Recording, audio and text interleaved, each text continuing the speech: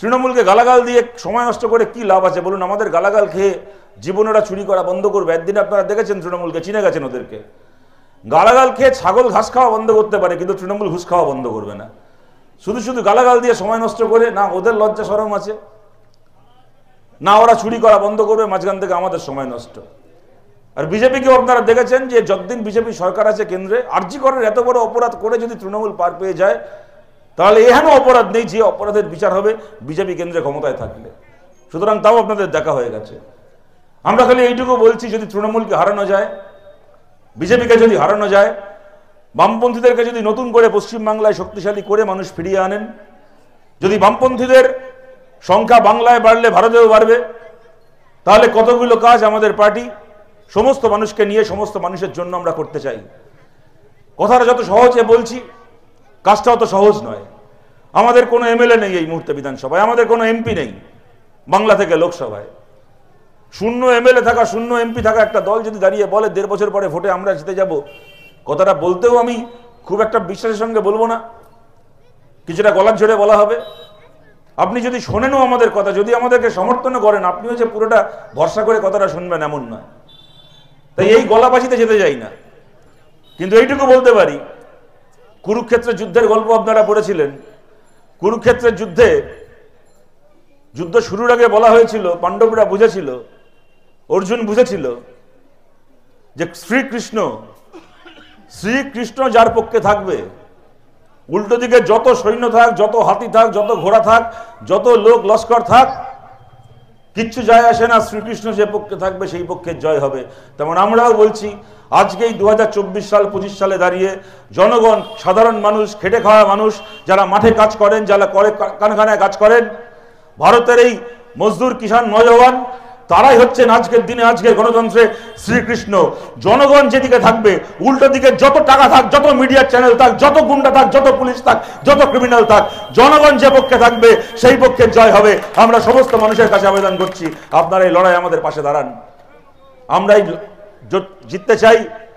আমরা মানুষকে সঙ্গে নিয়ে বাংলার রাজনীতিতে, ভারতের রাজনীতিতে কতগুলো কাজ আমরা করতে চাই। আপনারা দেখেছেন আহমেদ দা বলার সময় বলছিলেন বাবরি মসজিদ ধ্বংস করে ওখানে মন্দির তৈরির রায়ের কথা। যেদিন সুপ্রিম কোর্ট এই রায় দিয়েছিল, যার রায়টা পছন্দ হয়েছিল সেও মেনে নিয়েছে, যার রায়টা পছন্দ হয়নি সেও মেনে নিয়েছে। তারপরে আমরা কি দেখলাম, 2019 সালে সেপ্টেম্বর মাসে সুপ্রিম কোর্ট রায় দিল ওখানে মন্দির তৈরি করতে হবে। 6-7 মাস যেতে না যেতে 2020 সালের মে মাস, সময়টা আপনারা মনে করুন, তখন করোনার প্রথম লকডাউন চলছে, মানুষ খেতে পাচ্ছে না, কাজ চলে গেছে, ব্যবসা বন্ধ, দোকানপাট বন্ধ, চিকিৎসা পাচ্ছেন না, হাসপাতালে ভর্তি হতে পারছেন না, একটা বেড নেই, অক্সিজেনের সিলিন্ডার নেই, বিনা চিকিৎসায় মরক লেগেছে, একের পর এক মানুষ মারা যাচ্ছেন। তার মধ্যে মে মাসে রাম মন্দির উদ্বোধনের কাজ শুরু হয়ে গেল। মোদি বলে দিল, ভাই সুপ্রিম কোর্ট রায় দিয়েছে, এবার কে মরলো, কে বাঁচলো, কোথায় করোনা হলো, কি হলো আমার দেখার দরকার নেই, সুপ্রিম কোর্ট বলেছে মন্দির তৈরি করতে, আমি ওখানে রাম মন্দির বানাবো। তখন থেকে হিসাব করে নিল যে এখন থেকে মন্দির তৈরির কাজ শুরু করলে 4 বছর পরে লোকসভার ভোট হবে এপ্রিল মাসে, তার আগে, তার ঠিক 2-3 মাস আগে উদ্বোধন করব। একেবারে খাপে খাপ স্ক্রিপ্ট মেনে হলো। লোকসভা ভোটের 3 মাস আগে ওখানে রাম মন্দির উদ্বোধন হলো। গোটা দেশ জুড়ে প্রচার যে মোদিজি 500 বছর পরে রামচন্দ্রকে হাত ধরে অযোধ্যায় ফিরিয়ে এনেছেন।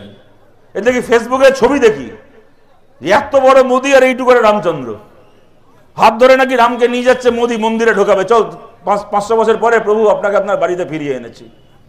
500 বছর পরে মোদি রামচন্দ্রকে ফিরিয়ে এনেছে, আর রামচন্দ্র আরো এক কাটিয়ে উপরে। 500 বছর পর অযোধ্যায় ফিরে প্রথম যে কাজটা করেছে, লাথি মেরে মোদিকে অযোধ্যা থেকে বার করে দিয়েছে লোকসভা ভোটে। যাই হোক, আমি কথাটা এই কারণে বলছি, যারা দূর থেকে আমাদের কথা শুনছেন, বিজেপিকে যে মানুষ সমর্থন করেছেন তাকেও বলছি, যে সুপ্রিম কোর্ট রায় দিয়েছিল 2019 সালে অযোধ্যায় মন্দির তৈরি করতে হবে, আমাদের দেশে সেই সুপ্রিম কোর্ট 2016 সালে রায় দিয়েছে আমাদের দেশে সম কাজে সম বেতন সম মজুরির আইন করতে হবে। 8 বছর পার হয়ে গিয়ে 9 বছরে পা রাখতে চলেছি। ওদের একার ক্ষমতা ওরা সরকার চালাচ্ছিল, একদিন 300-র উপর এমপি ছিল, সংখ্যার জোরে ওদের সরকার কি না বিল পাস করেছে। এনআরসি করে মানুষকে নিজের মাটি থেকে তাড়িয়ে দেওয়ার আইন, রাতারাতি নোট বাতিল করে মানুষকে ব্যাংকের লাইনে দাঁড় করিয়ে, এটিএম এর লাইনে দাঁড় করিয়ে মেরে ফেলার আইন।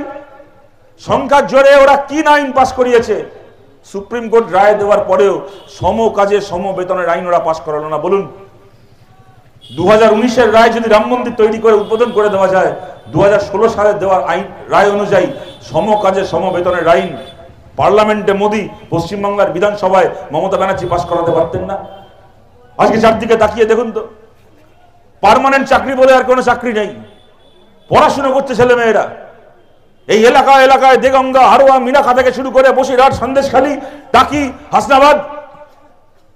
40 বছর আগে বামপন্থী সরকার হওয়ার পরে এলাকায় এলাকায় primary school, secondary school, college তৈরি করেছে বামফ্রন্ট সরকার। কোন সরকার, আমাদের সরকার তৈরি হওয়ার আগে স্বর্গ থেকে কোনো দেবতা এসে বানিয়ে দিয়ে যায়নি। আমাদের সরকার ব্লকে ব্লকে, গ্রামে গ্রামে স্কুল তৈরি করেছে, কলেজ তৈরি করেছে, ছেলে মেয়েকে পড়াশোনার ব্যবস্থা করেছে। আজকে ঘরে ঘরে ছেলে মেয়েরা পড়াশোনা করছে, গ্রাজুয়েশন করছে, মাস্টার ডিগ্রি করছে। পড়াশোনা করে একটা 5,000 টাকা, 6,000 টাকা, 7,000 টাকা চাকরি পেলে যেন আকাশের চাঁদ হাতে পেয়ে গেছি, এরকম অবস্থা হচ্ছে। পার্মানেন্ট চাকরি বলে কোনো চাকরি নেই, কি সরকারি ক্ষেত্রে কি বেসরকারি ক্ষেত্রে।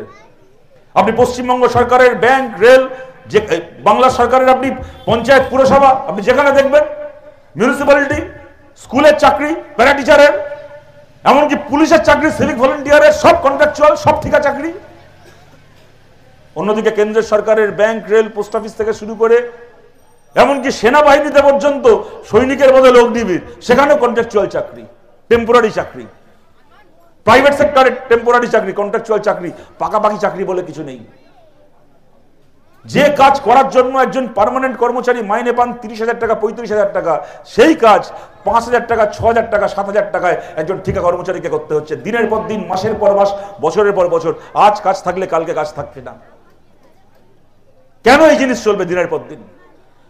আমরা বলছি ক্ষমতার জোরে মোদী এনআরসির বিল পাস করেছে, ক্ষমতার জোরে মমতা বন্দ্যোপাধ্যায় ইমাম ভাতা, পুরোহিত ভাতা চালু করেছে।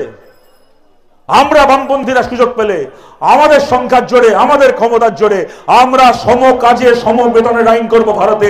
আপনি ইমামের পরিবার থেকে হতে পারেন, আপনি পুরোহিতের পরিবার থেকে হতে পারেন, আপনি একটা কাজ করে কাজের ন্যায্য মজুরি পাবেন।